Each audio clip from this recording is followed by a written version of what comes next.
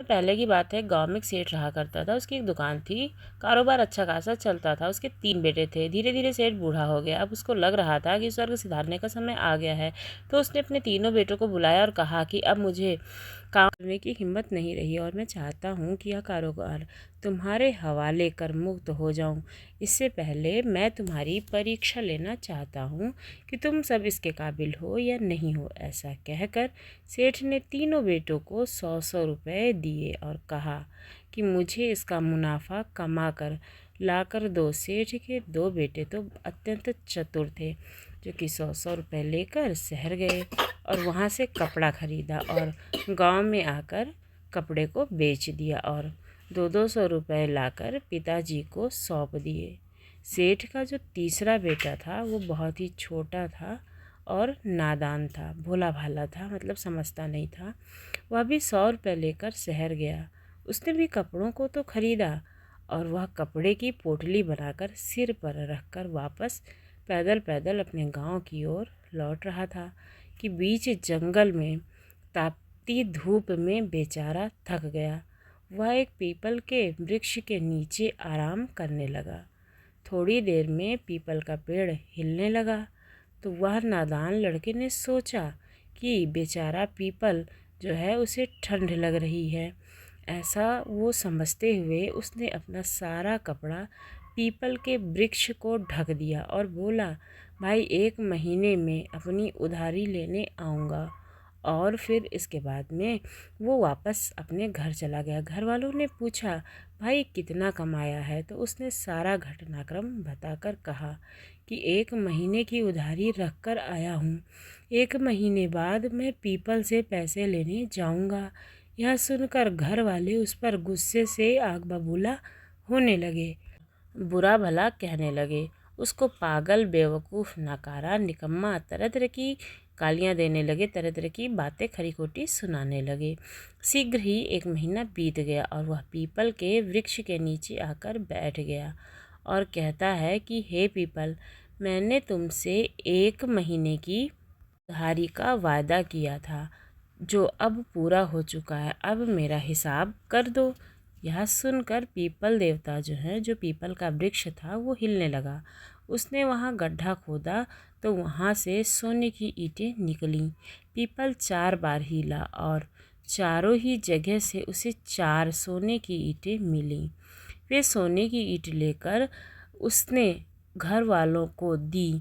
घर वाले बड़े ही खुश हुए और ईंट लेकर घर के अंदर रख दी। सेठ ने दूसरी बार 3 बेटों को और 100 रुपये दिए और कहा कि कमा कर लाकर मुझे दो।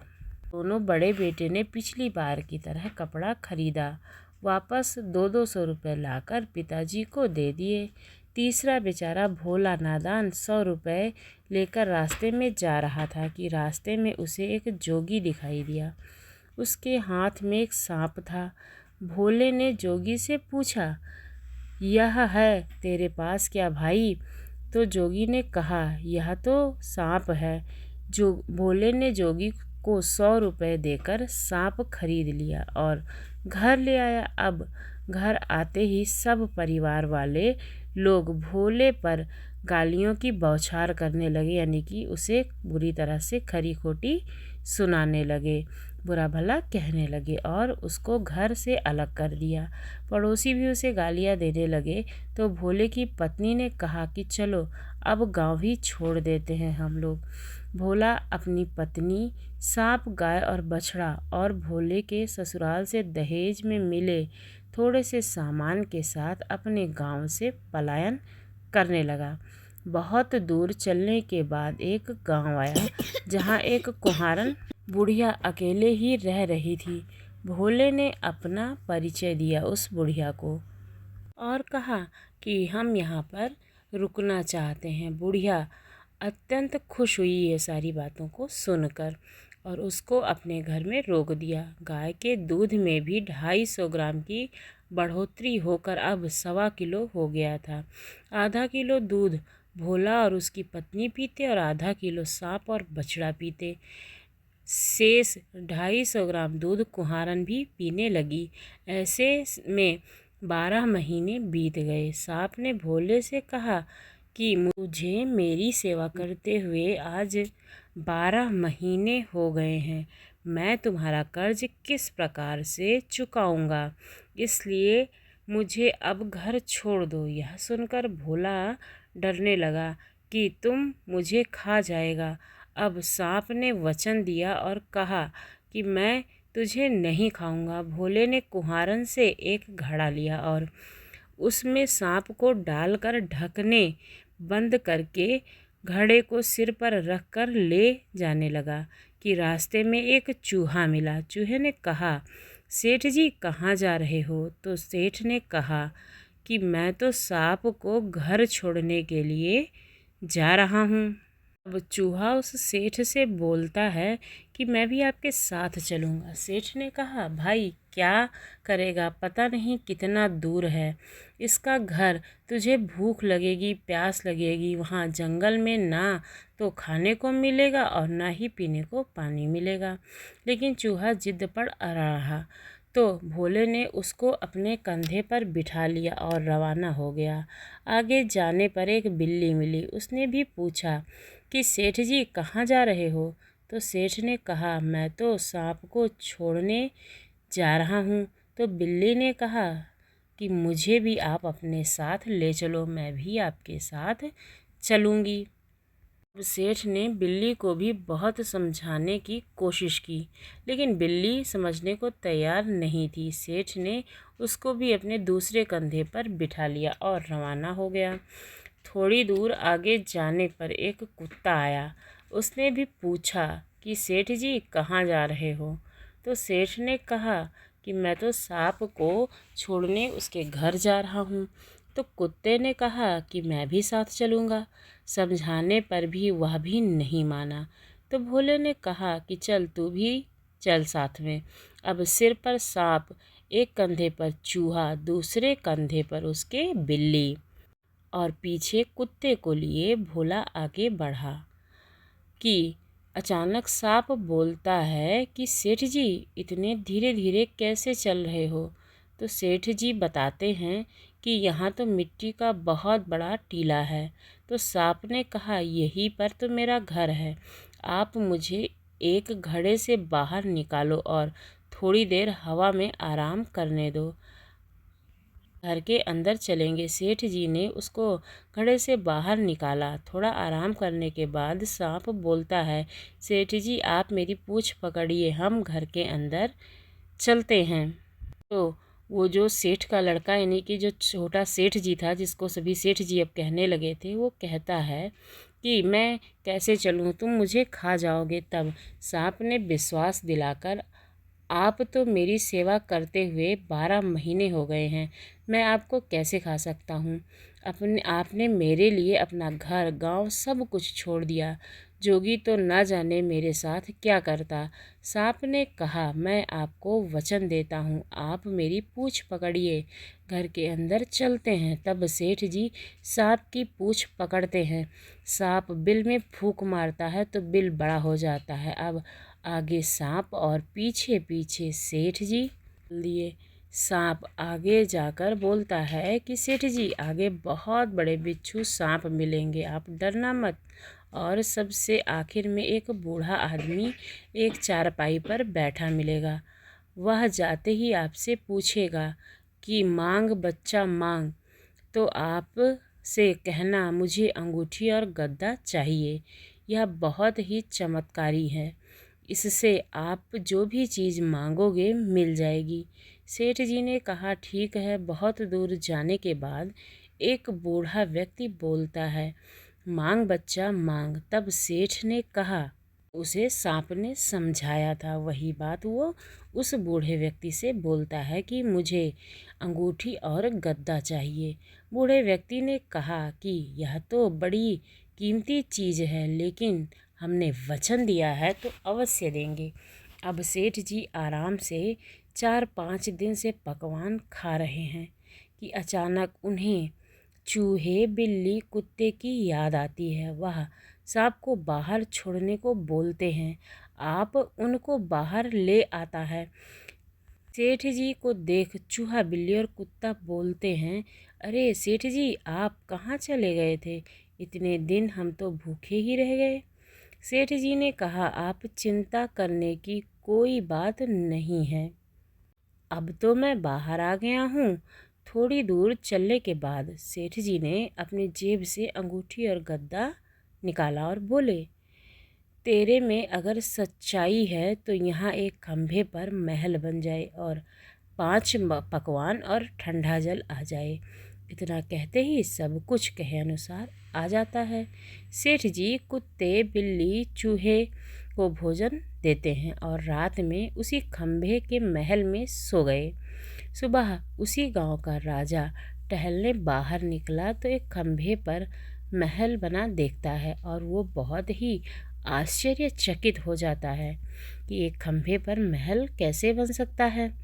तब वह राजा आवाज़ देता है कि सेठ जी ने नीचे आकर अपना परिचय दिया। तब राजा ने सेठ से कहा कि मैं तो अपनी कन्या का विवाह आपके साथ करूँगा। सेठ के हक मना करने पर भी राजा नहीं मानता है और अपनी पुत्री का विवाह सेठ के साथ कर देता है और साथ में 2 दासियाँ भेज देता है। अब सेठ बेचारा तो भोला ही भाला था। उसने अपनी सारी निजी बातें अपनी पत्नी को कह डाली।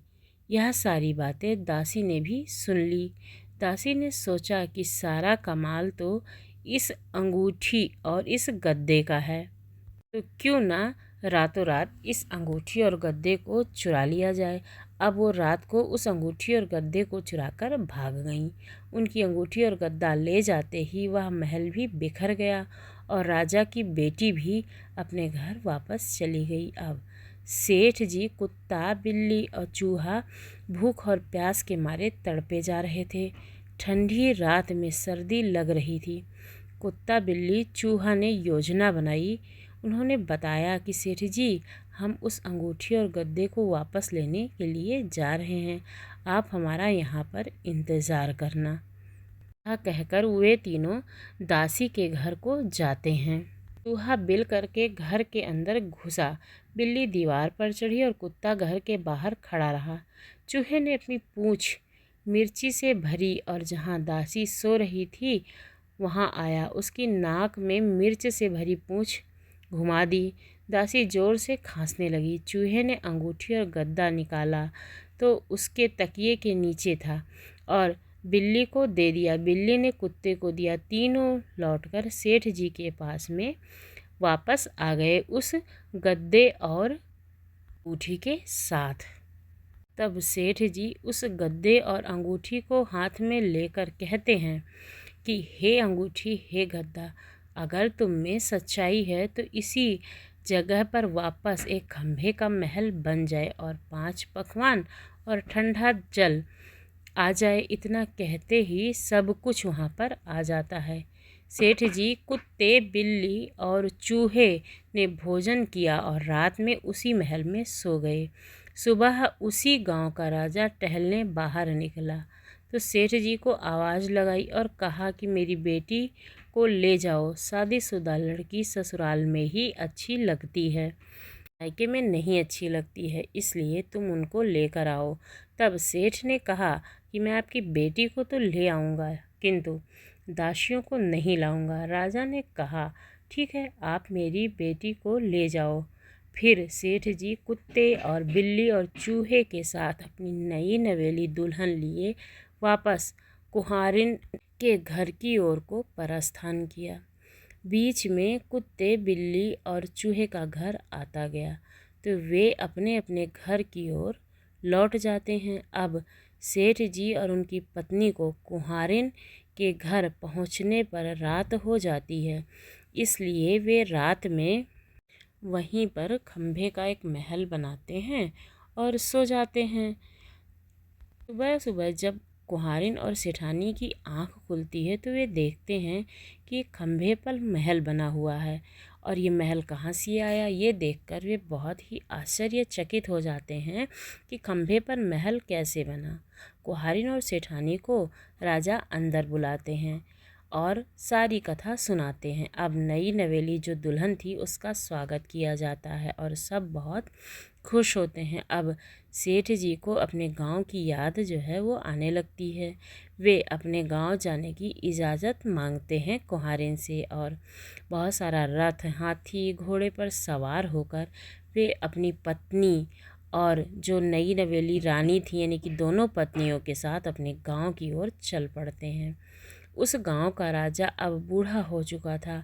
वह समझता है कि दुश्मन गांव के सैनिक हमला करने के लिए आ रहे हैं। राजा अपने सैनिक लेकर सामने आता है। नज़दीक आते ही भोला सेठ रथ से नीचे उतरकर राजा के पांव छूता है और राजा उसको गले लगा लेता है। सेठ के आने की खबर जब उसके घर वालों को लगती है तो वे कहते हैं कि उसको है ना, हम ढोल नगाड़े से उसका स्वागत कर घर बुलाएंगे। भोला सेठ बोलता है कि यह स्वागत सत्कार आप सिर्फ धन कर रहे हो, मेरा नहीं। अगर मेरा करते तो उस दिन कहते जब मैं सांप लाया था, उस दिन आप सब ने मुझे घर और गांव से निकाल दिया था। यह सुनकर परिवार वाले लज्जित और शर्मसार हो जाते हैं और अपना सिर नीचे की ओर झुका लेते हैं और माफ़ी मांगते हैं। सेठ उनको माफ़ कर देता है। आपको ये कहानी कैसी लगी ज़रूर बताइएगा। अगर अच्छी लगी हो तो हमारे चैनल को सब्सक्राइब करना ना भूलिएगा। धन्यवाद।